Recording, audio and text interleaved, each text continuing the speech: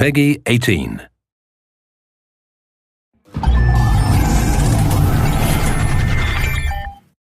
Hello everyone, I'm Colin Graham. I'm the animation director on Watch Dogs, and today I'm excited to present to you a vertical slice of the Watch Dogs free roaming experience. So actually, this is not a mission. Everything we're going to showcase today is completely systemic, and we're free to do as we please.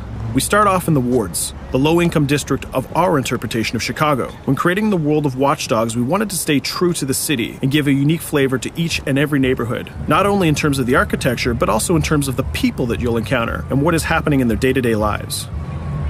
In the wards, you'll see working-class citizens, rusty cars, gang members, abandoned houses, and low-grade pawn shops. It's really not the kind of place that you're going to want to be alone after dark. Nowadays, modern cities are increasingly managed by software, controlling traffic lights, electricity grids, and surveillance systems. In our version of Chicago, this management software is called CTOS, or the Central Operating System. The CTOS controls everything in the city, and it was created by the Bloom Corporation. Since the CTOS has been installed in Chicago, people get to work faster, the crime rate has dropped, and the communication networks are now more accessible and stable than they ever were before. It goes without saying that if everything is connected, somebody able to take over the system would be extremely powerful. At this point in the game, we don't have control over this district's CTOS system. The icons that you see over people's head mean that we cannot hack into their mobile devices at the moment. We need to find the CTOS control center, install a backdoor virus into the system to take control over all of the infrastructure in this district.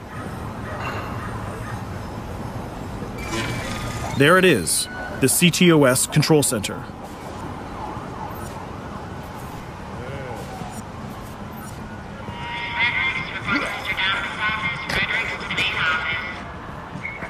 Watch it. You're walking someplace you got no business. It's heavily guarded. Let's see if we can find the server access codes from a distance. With cameras, we can explore restricted areas without being spotted, tag different guards, and access details on their lives. What the hell is she doing with that weasel motherfucker? It seems that Bloom employees all have a sort of shady past. There it is, the access code to the server room. Unfortunately, we can't access the server via the cameras. We need to sneak inside. One thing that was really important to us when we designed Watch Dogs was to fully support different player styles. Every situation in the game can be tackled the way the player sees fit. In this situation, we can go all out guns blazing, completely stealth without the guards ever seeing us, or we can hack from a distance without ever setting foot inside the restricted area. Let's hack this forklift. Aiden can use the environment to distract and lure guards. Pretty much anything you hack has multiple functions. So, for example, you could use this forklift to access the roof, or you could use it to create cover. Hacking in Watch Dogs is all about player expression. Let's set an improvised explosive device so we can hack it a little bit later.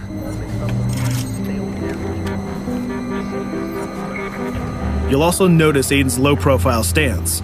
This indicates when the guards are unaware of our presence. We'll try to reach the upper level of the building to see if we can gain a vantage point over our opponents. Everything in the environment can be hacked, so we're going to make some dynamic cover. That's how you spend a day off. Some quality beat. We'll use this forklift to lure the guard towards our IED that we set earlier. Let's see how this plan unfolds. You're working them on.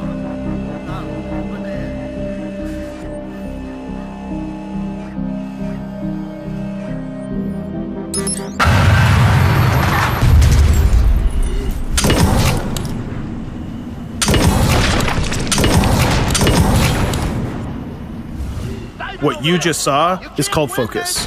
It represents Aiden's analysis capabilities and his quick reflexes.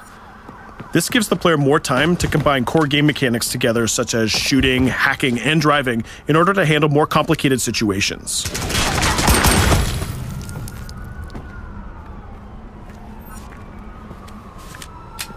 Now we can access that control room.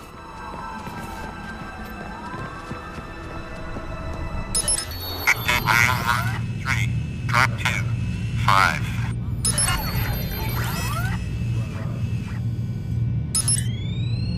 Now we'll be able to hack all of the devices connected to the CTOS within the districts. Thousands of cameras, traffic lights, the electricity grid, and most importantly, all of the citizen information profiles. We can also benefit from the Chicago Police Department Crime Prediction System, which uses facial and pattern recognition to spot potential criminals or potential victims. Since this is a pretty rough neighborhood, I'm pretty sure we're going to stumble on some suspected criminal activity pretty soon. And there it is. The system just pushed an alert of a potential crime. We can see the system trying to triangulate the location on our minimap. Take note, this isn't a mission. This can happen anywhere at any time. We've just spotted a potential victim. It's always up to the player if he wants to investigate or not, to take action or not. So let's see how this turns out. Yeah, you're right. Could I just...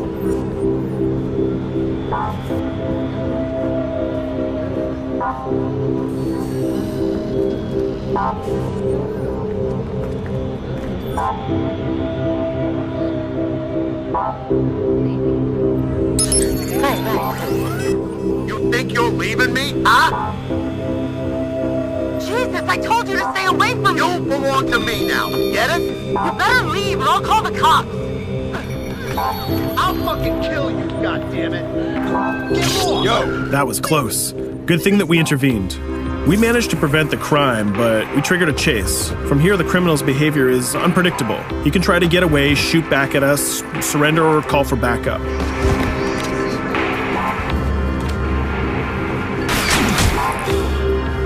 It seems like he decided to get away by car.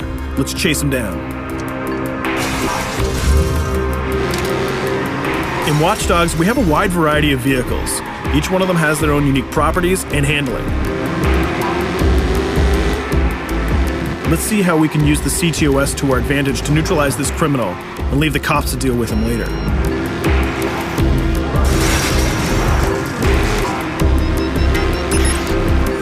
The chase stops right here. Using the blockers usually reserved for the cops during interventions, we managed to stop this criminal without killing him. This gives us a reputation bonus. This system is at the core of the Watch Dogs experience. Depending on how we handle different situations in the game, the media and the citizens will have a different perception of our hero, whether he is a true vigilante or a reckless criminal. This will have repercussions throughout the game. Now, let's head for the Loop, the historical district of Chicago, where you're going to find the most iconic buildings in the city.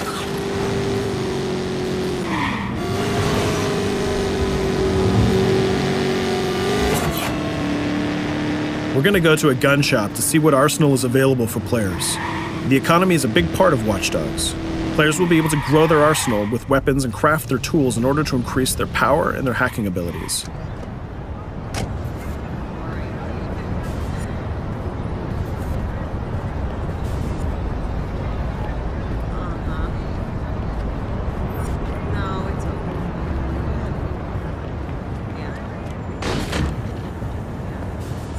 You will find all of the weapons that you would expect in a traditional shooter. Pistols, assault rifles, guns, sniper rifles, and grenade launchers, just to name a few. A lot of bullets were fired in our last encounter with the CTOS guards. Let's stock up on some more ammo. Finding everything.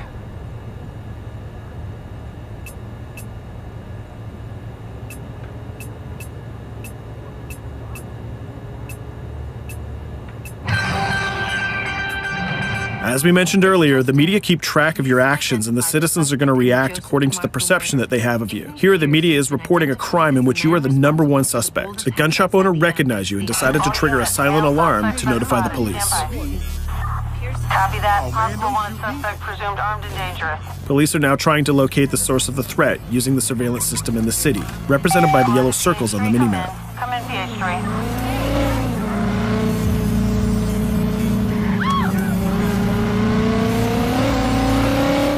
Aiden is able to stall their efforts by hacking into their communication systems while avoiding the scanning areas.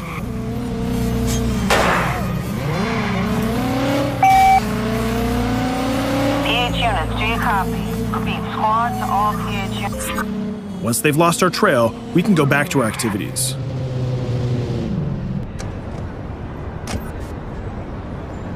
One thing that Bloom did to win over the population of Chicago with the CTOS project was to install free Wi-Fi hotspots throughout the city. Free Wi-Fi is cool, but not very safe with someone like Aiden Pierce around. Hacking into this box is going to give us access to every device that's connected to it. So let's see where that brings us.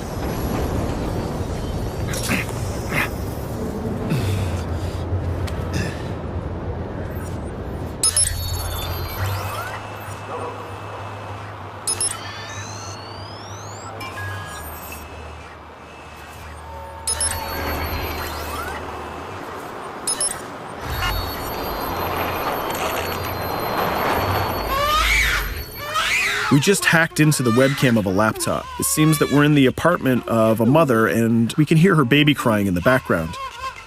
Her bank information is in her mobile phone sitting right there on the table in front of us. It's totally up to the player whether we decide to steal it or not. Of course, this won't affect our reputation because nobody can witness this action. Just like in real life, nothing is totally black or white, but rather many shades of gray. This is exactly the situation where we want the player to question his own morality. Let's go withdraw that money. If you think that you're alone, think again. Aiden is not the only hacker in town. Someone's trying to install a backdoor virus on Aiden's phone in order to steal a portion of the information that he's gathered through the game so far.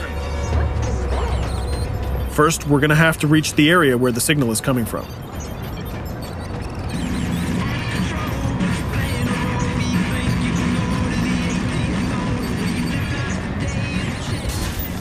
Using our profiler, we're going to try to identify the hacker before the installation finishes.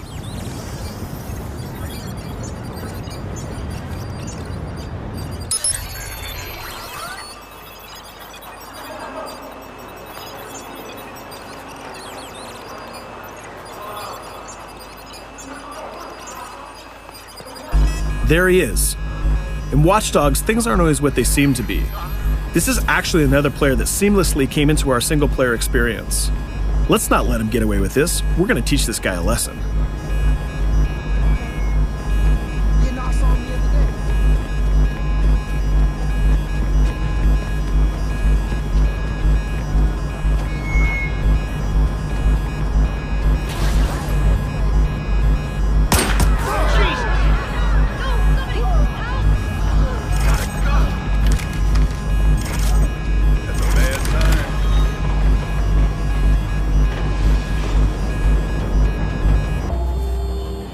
We stopped the hack, but the hacker managed to get away.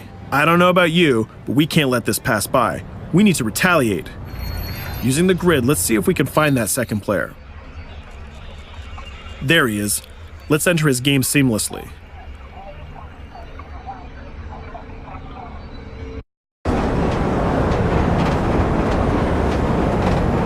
The second player is not yet aware of our presence.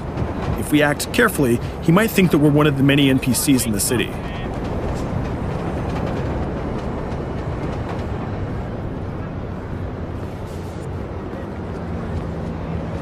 What was that?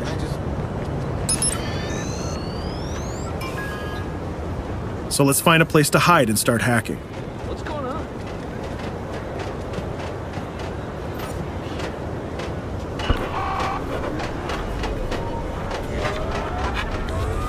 The second player has just been alerted that a breach has occurred on his phone. He's trying to find us using his profiler.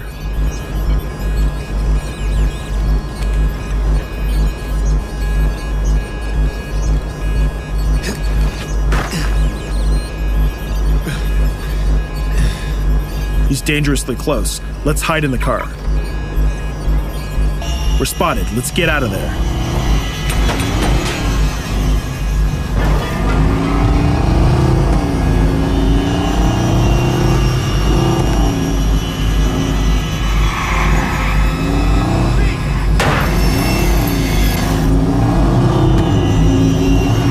Let's set up an ambush right here. By dragging the other player back here into the alley, we make sure that no civilians get hurt during the firefight. We didn't succeed in hacking the second player, but we did get a little bit of revenge. So that's what we have time for today. We hope you enjoyed our quick gameplay session. Stay tuned for more about Watch Dogs.